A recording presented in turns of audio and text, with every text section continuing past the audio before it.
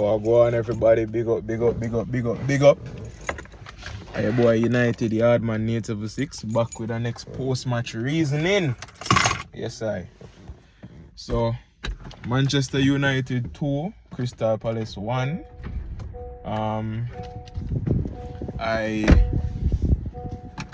cannot come on here and say, oh, you know, like, fantastic performance by the team. I can't come on and say, you know, we played excellent from the jump. I can't come here and say that was the best or what we've been seeing recently from the club as relates to how we move the ball around. The reality of it is, when that match had just started, we looked slow, we looked lethargic, we looked uncomfortable on the ball, we looked discombobulated. I won't go as far as to say we look like we never touch a ball, like no day in our life. It never looked that bad.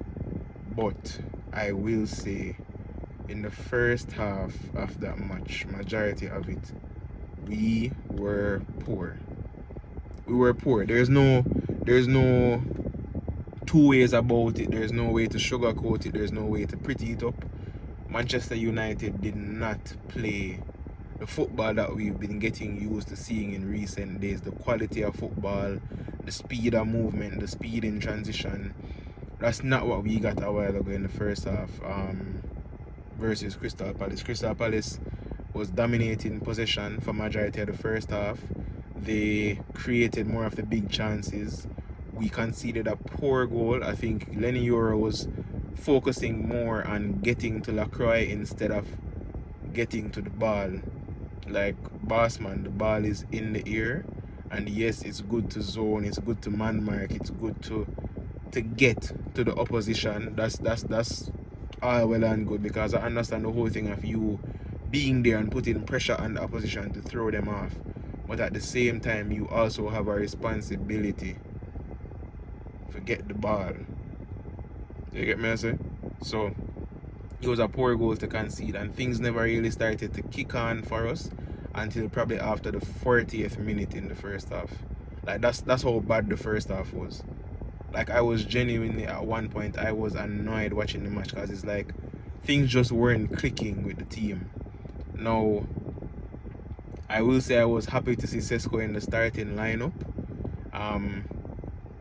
Not much happened for him in the first half, but at the same time, you have to understand that not much was happening for anybody in the first half.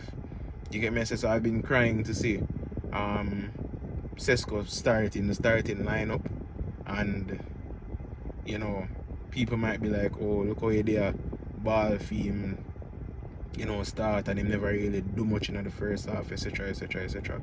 But the team wasn't really doing much in the first half, full stop. Bruno looked, the only player that looked decent in that first half was Menu and probably Maguire. Menu and Maguire look decent, but other than that, the rest of the team just look off it today. Now, I don't know what the halftime team talk was from Michael Carrick, but clearly it was something that made the team switch on. So the second half, the team came on and they looked a bit more commanding. They definitely looked a bit more commanding on the ball. They were moving the ball at a faster pace. We were creating more chances, creating more of a threat.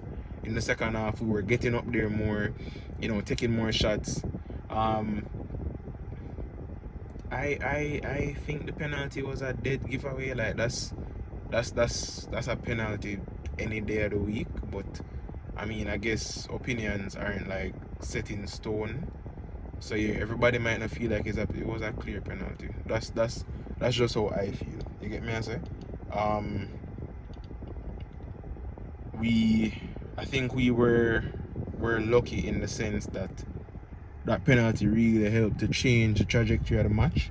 So we started kicking on after the penalty. Manchester United is a team where it's like, it's kind of like the flow of a river. So like the more it pick up, then everything just start kick. So yeah, after the penalty, the team came alive. Everybody started moving the ball. Everybody started looking for opportunities and chances to get up and score. Benjamin SESKO again, I think probably for the last 2 or 3 videos, like, I've been a big him up in terms of the fact that, like, yo, he's been doing extremely well in the matches where he's come on. But Benjamin SESKO again, take a bow, son. Take a bow. Benjamin SESKO. That cross from Bruno was sublime, by the way. Bruno, damn good job with the cross that he put in. But Benjamin SESKO, for you to get up in the air with a ball that's coming at pace, you have to stiffen your neck muscles when you buck the ball from a certain angle and guide it to which part make the ball go. For you to do all of that and then guide the ball so precise and so directly into the corner for beat Dean Henderson, who to me is one of the best goalkeepers in the league. I just don't think he's in one of the best teams. But Dean Henderson to me is genuinely one of the best goalkeepers in the league. For you to do that and beat him like that, hats off, son. Fantastic. And I think even with like the link up play with Mbeumo and Cunha, SESKO have a neat little tidiness about him, whereas like it's more focused on efficiency and not flair. So even if him do like a little flick on, it's efficient because he knows it's on. He knows say nobody not really get to it. He never did a work out so much in the first half, but in the second half he did a work. And then him like just driving into the middle and getting that header on target and scoring the header, absolutely beautiful. After that, the team there kick on again. Ahmad come on, the team just there flow. Ahmad was playing when he came on. Like, that man looked like him did upset see him get left out at the starting 11. Like, he came on and he was out for blood. Ahmad come on and he was out for blood.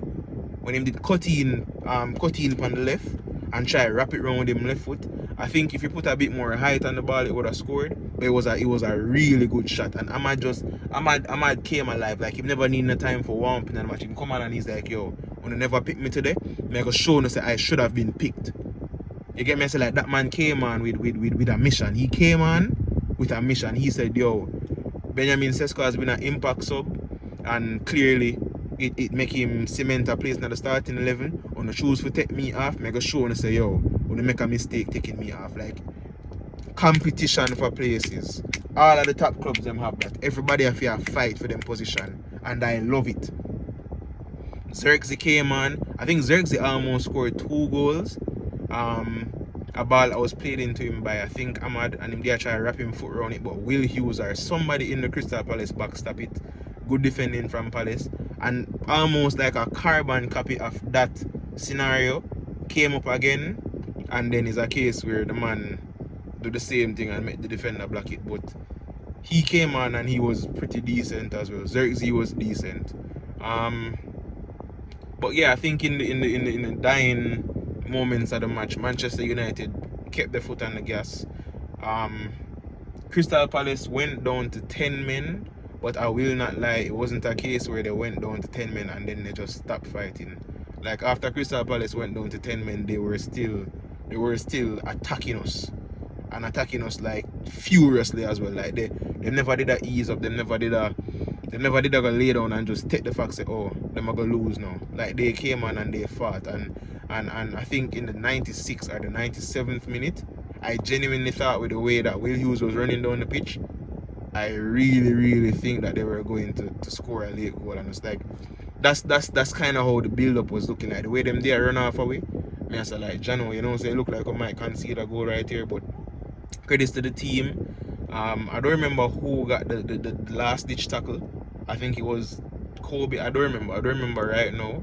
But like, everybody came back, and like, that's the thing. When you have people on the team who are willing to give their all to run up and attack, but at the same time, if they realize that we're under pressure, we're under the cash, and we need players to run back and defend, we have players now where it's like, it's not a problem for them to run back and defend. Nobody don't think them bigger than the program. Nobody feels like, oh, I'm an attacker, and because of that, we don't need to track back. And Man United has had a track record of having players who feel like they don't need to track back. Not gonna keep the video too long because I have some other engagements and everything, but we have to put in the work same way, we have to create the content same way. But yeah, like it's a good effort by the team in the latter part of the match.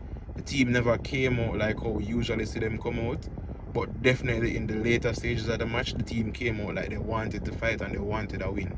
And again, Carrick has gone 11 games unbeaten this season. I think that's one of the longest runs for a Manchester United Premier League campaign. And again, Carrick, hats off to you. I have something to say about some reports I've been seeing as it relates to our training regimen these days, and the fact that we're training less, but the training sessions are more intense. I don't know how true those rumors are, but I have something to say about that, but probably in the next video. But yeah, guys, I think that's really it from me. United, the Hardman 976, may I sign out. You get me? Big up, big up.